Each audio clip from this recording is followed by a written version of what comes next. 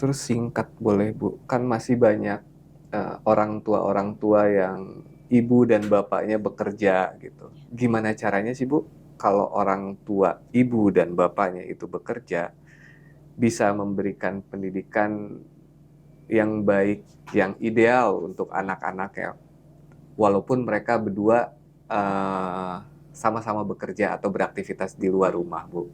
Apa salah satunya tetap harus ngalah jaga anaknya di rumah, atau ada solusi lain mereka bisa tetap bekerja tapi keluarganya juga bisa tetap terjaga?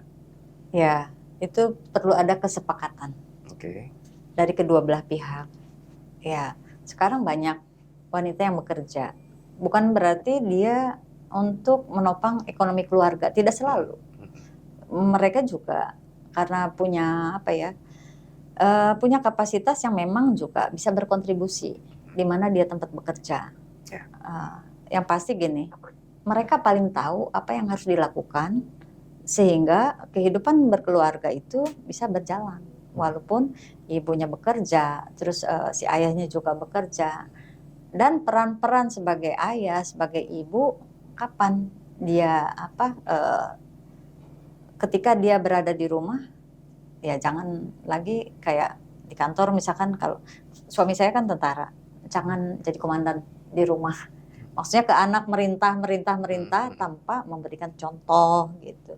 Seringkali ya ada persoalan-persoalan yang banyak dialami, termasuk di keluarga saya sendiri gitu kan. Saya dengan suami juga cukup banyak tantangan karena kami hidupnya berpindah-pindah. Salah satu alasan kenapa saya berhenti dari pegawai negeri juga itu. Kehidupan kami pasti berpindah karena suami saya kan perwira. Jadi pindah tugas, begitu ada skep baru, surat perintah, pindah. Lah ini pasukan yang di rumah kan mesti dibawa juga gitu. Kalau sekolah berarti sekolahnya pindah. Kalau saya kerja berarti saya harus ngurus kerja juga. Gimana dengan anak gitu? Yeah. Energinya cukup terkuras ketika saya harus prioritaskan pekerjaan saya gitu. Tapi buat saya ini suatu keputusan yang besar, dan ketika saya mengingat itu saya syukuri luar biasa. Karena apa? Ternyata ketika saya lepas pekerjaan saya pun, saya mengasuh ketiga anak saya yang sekarang udah dewasa semua. Yang besar usianya 28, yang kedua 25, yang ketiga 23 ya. Banyak tantangan bagi saya. Karena apa? Saya belum beres dengan diri saya di masa lalu itu. Ketika saya belajar, terus belajar, justru anak saya menumbuhkan saya. Ada kekeliruan yang saya lakukan, anak itu kan bisa ngomong, ibu kok begini, aku begini loh. Jadi dulu juga saya sering menyalahkan anak saya seperti itu, seperti kebanyakan kita lah. Kalau anak bermasalah, sering memandang itu kan salah kamu gitu. Padahal kita yang membentuk mereka. Seperti saya terbentuk seperti ini dipengaruhi oleh pola asuh keluarga saya, orang tua saya. Orang tua saya melakukan itu karena memang di mana lingkungan dia bertumbuh yang membentuk dia. Tapi kita nggak bisa menyalahkan orang tua loh. Kalau kita udah punya kesadaran, ya, artinya pola-pola yang negatif itu harus di-cut. Jangan diteruskan. Nah, kesadaran itu yang kadang ya nggak begitu saja datang.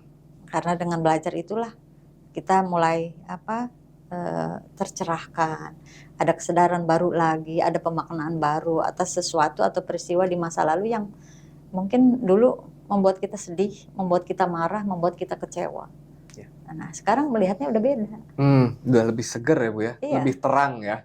Lebih terang. Jadi gini, kalau ketemu orang bermasalah, kita tidak melihat saat ini, tapi apa yang terjadi di balik itu, yang mendorong dia, membuat perilakunya mungkin tidak sesuai norma atau berisiko seperti itu. Ya seperti remaja-remaja saat ini banyak diberitakan, ya sungguh mengerikan lah gitu. Tapi yang positif juga banyak. Cuma kan yang sering melekat di pikiran kita berita-berita yang negatif. Makanya ya kita mengakses informasi berinternet, ya mencari informasi yang seimbang, jangan cuma yang negatif, karena bisa menimbulkan kecemasan loh. Iya, betul Bu.